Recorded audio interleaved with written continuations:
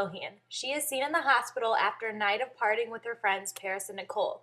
She has been involved in a car accident and has lacerations to her face and head. The doctor is waiting for a CT scan and drug toxicology reports to return. Hi. Hello. Can I have your name? My name's Lindsay.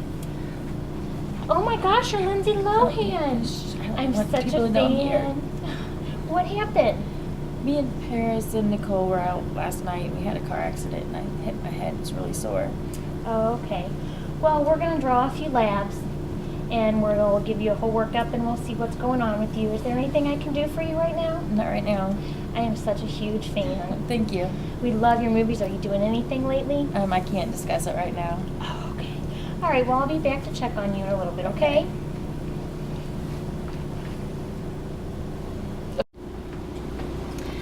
Guess who my patient is? You'll never guess. Who was that? Lindsay Lohan. Oh my God, she's here? She is. And wait, they had an accident after she was out, guest appearances in clubs. Uh-huh. Look at her labs. I mean, can you believe that toxin Oh my level? God. My family will never believe this. I have totally got to put this on Facebook to prove it. There we go. Look out, Facebook. Here we go. This is a breach in HIPAA. Client information should only be kept between the individuals caring for the patient. Nurse Jennifer saves a woman's life who is choking on a candy bar. Jennifer would be protected under the Good Samaritan law if legal problems were to arise.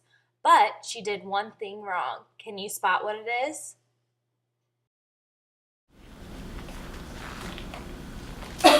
Oh my goodness. Are you choking?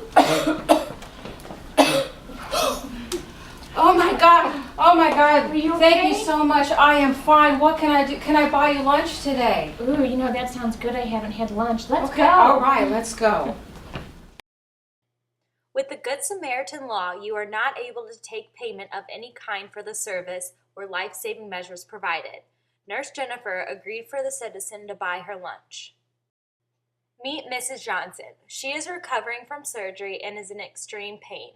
She has refused pain medication, which Nurse Jennifer is adamant about her taking. Let's see how Nurse Jennifer gets her to take the pain medication. Hi, Mrs. Johnson. How are you feeling today? I'm kind of hurting. Can you rate your pain for me on a scale of 0 to 10, 0 being no pain, 10 being the absolute worst? Probably a 7 or 8 right now. 7 or 8. Well, I can give you a pain medicine. You've got some ordered for as you need it. Would you like me to give you some pain No, medication? I don't want any pain medicine. They put me to sleep and my kids are coming to see me, so I want to wait until my kids leave. Okay. I'll let the doctor know, okay? Thank you. Dr. James recommends Nurse Jennifer slip the morphine in with her next scheduled dose of antibiotic. Good idea and sneaky. Hey, Dr. James, my patient in 280, Mrs. Johnson, she's in a lot of pain, but she doesn't want her pain medicine because she says it knocks her out and her kids are coming, but she's got a lot of anxiety and she's in so much pain. I really think that, it would help her out. Okay, I just give her some antibiotics and slip her pain medicine. With her next dose of antibiotics, just slip the pain med in, don't let her know? Okay, thanks. Hi, Mrs. Johnson. Hello. Hello. Can I see your ID, Van? Okay, can you tell me your name and date of birth? Mrs. Johnson, 11/30/75. Gonna feel a little stick. And what is it you're giving me? Oh, this is your next round of antibiotics. Okay. That made me feel kind of funny. He's never done that before. Oh, it's just, we always have different reactions to different medication. Don't worry about it. This is considered battery. Please don't administer medications that your patient has refused. James is considered a frequent flyer at the hospital, and Nurse Jennifer is not in the mood to deal with him today. Nurse Jennifer says, "If you are not going to keep still today, I'm just going to have to restrain you." This will make Nurse Jennifer's shift go so much smoother. She might even be able to get in a couple additional smoke breaks in.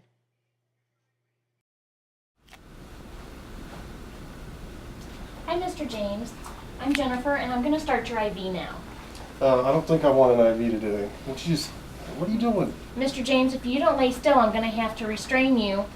What are you, Nurse Ratchet, can you help me? I need some restraints in here. Which arm you want restrained? What are you doing? This one, he just won't sit still, and I've got to start his IV. Okay, Maggie, you help hold his arm around. Okay, here we go. There, thank you. The restraints were applied and Nurse Jennifer had a great work day until patient James decided to get sober and she was slapped with the lawsuit of what? Assault and battery. The assault occurred when she threatened to apply the restraints, and battery was a physical application of the restraints. HIPAA and client confidentiality.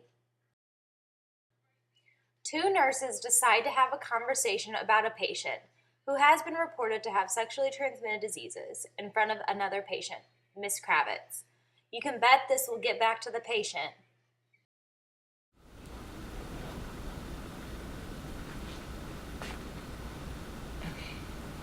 Hey, how's your day going? Hi, good. How's yours? Have you seen anything interesting? Pretty exciting. They had me down at the STD clinic this morning, and Julie R., she was up here. She used to work as housekeeping up here. Remember Oh, her? yeah, I remember She her, came the in- blonde. Yes. She came Yeah. into the STD clinic this morning, and if you were to see all the sores and this nasty stuff she had, don't You're know what kidding me. Yeah, her Oh, like was Julie sleeping R. around.